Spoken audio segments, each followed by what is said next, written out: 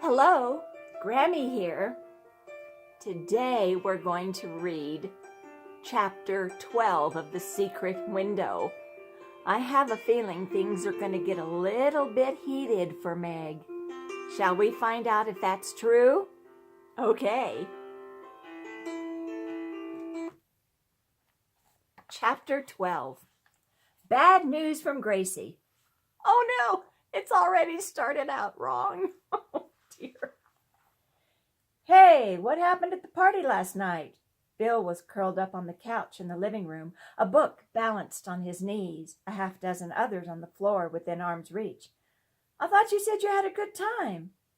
What do you mean? Meg looked over her shoulder. She hoped her mother was still lying down. Did Gracie call me? She sure did. She wants you to meet her at Derry's to talk about the party. And she didn't sound as if she was looking for a giggle and gossip session. She sounded M.A.D. He grinned at her over his book. Need a bodyguard? My rates are reasonable. No thanks. Meg tried to smile and failed. Gracie must be really angry. I'll be back in a little while. Don't tell Mama Gracie was mad, okay? Bill nodded. If you aren't home by supper time, I'll call Gracie and ask where she's hidden the body. He went back to his reading and Meg hurried out of the apartment. Sometimes Bill went too far with his so-called humor, but she knew it wasn't his teasing that made her so jumpy. It was the thought of facing her friend. Gracie was waiting in front of Derry's drugstore. Her arms were folded over her chest. Her face was pale, and her whole body was rigid with anger. You fink!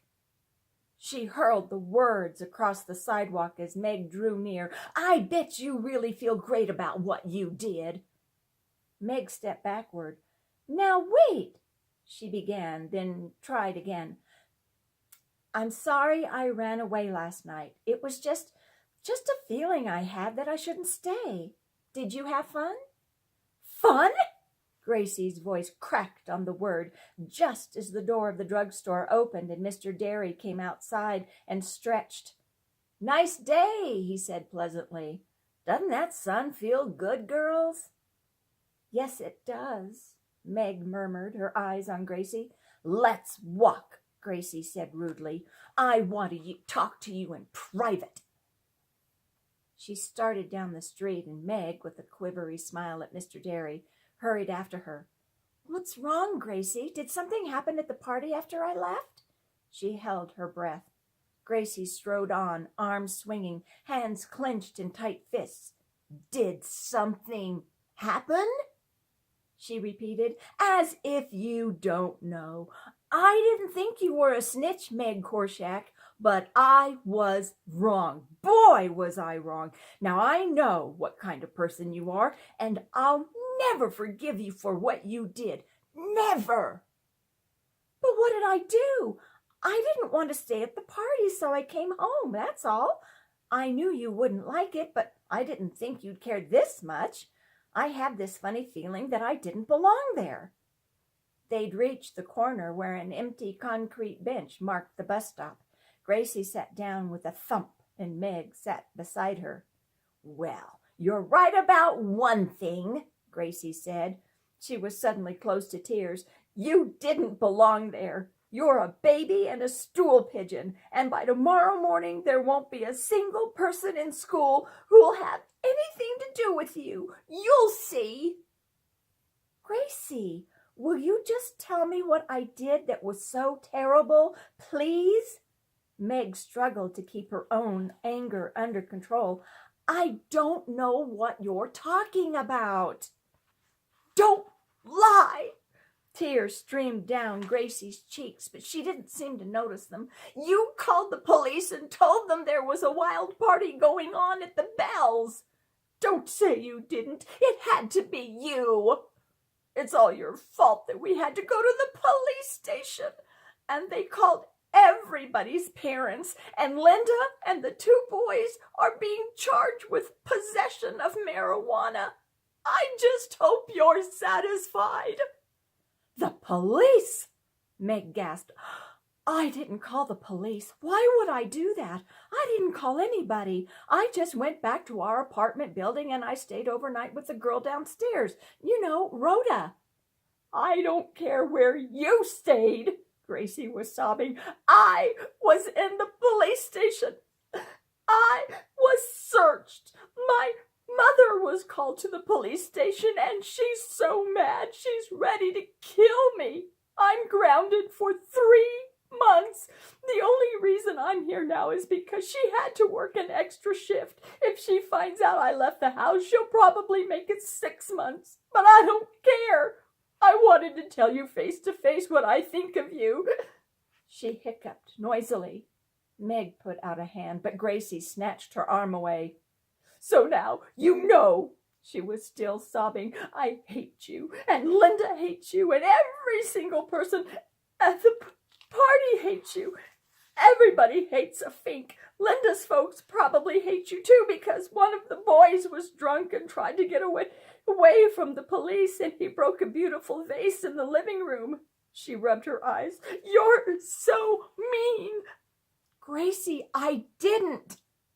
Meg was stunned, angry, and hurt. "I wouldn't snitch. It wasn't any of my business if the kids were smoking. I wasn't even sure it was marijuana." She leaned forward, trying to make Gracie look at her. "I don't tattle. Did I tell anyone that you put Mrs. Cobble's hat on that statue at the museum?" Grace shook her head irritably. "That was different. That was a joke. And I told you I was sorry. This was much, much worse." She dug for a tissue in her shoulder bag. "If you didn't leave Linda's to call the police, why'd you go?" she demanded. "Tell me that." "I did tell you. I had a feeling." "Ha!" Gracie jumped up. "You had a feeling. I don't want to talk to you anymore. Not ever. You've spoiled everything. Linda said she never should have invited a couple of babies to her party. She blames me for bringing you. If you want to know what I think you were jealous because Linda liked me and you wanted to make trouble. Well, you did. You've made lots of trouble. Think." She was gone, stomping down the street, her dark hair bouncing on her shoulders. Meg was unable to move. "I'm going to pretend this didn't happen," she thought. But she couldn't forget the things Gracie had said. She shuddered when she thought about the police. If she'd stayed at the party, she'd have gone to the station with the others. She'd have been searched. Her mother would have been called.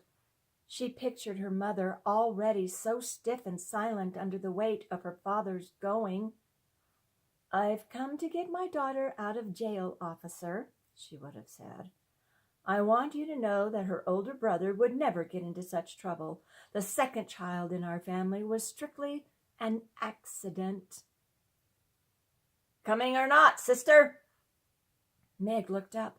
A bus had rolled up to the corner and the driver was looking at her through the open window. "I'm sorry. I was just thinking." Meg got up hurriedly. The driver slammed the door and drove off. What a mess it all was.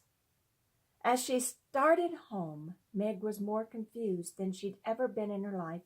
The dream about the blue light had saved her from a dreadful experience. That was true. Even though it was embarrassing to have run away from the party, it would have been worse to have stayed.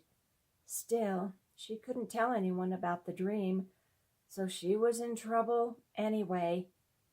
Who wants a talent if it makes everyone hate you? She thought bitterly. Who cares about having a secret window? I just want to be like everyone else. Then, as she turned the corner, a familiar figure crossed Brookfield Avenue. It was Rhoda, looking more like a skinny little boy than ever in her blue jeans t-shirt and a bright orange baseball cap. She had a yo-yo in her hand and was sailing it expertly ahead of her. Watching her, Meg felt better. "Rhoda!" she shouted. "Wait a minute. I'll walk with you." Rhoda turned and waved, and Meg began to run. All at once she felt light, as if with each long step the burden of Gracie's anger was left a little farther behind. Well, it just seems to be getting worse for Meg, doesn't it? Now Gracie's all in a dither about Meg leaving the party. And of course, Meg was grateful she left the party because of what happened there. That was terrible. Meg is so grateful she wasn't there. But now, we just have to see what's going to happen in chapter 13. Could it get any worse for Meg? I don't know. But I think we need to find out. So until we see each other again, Grammie says, ta-ta for now.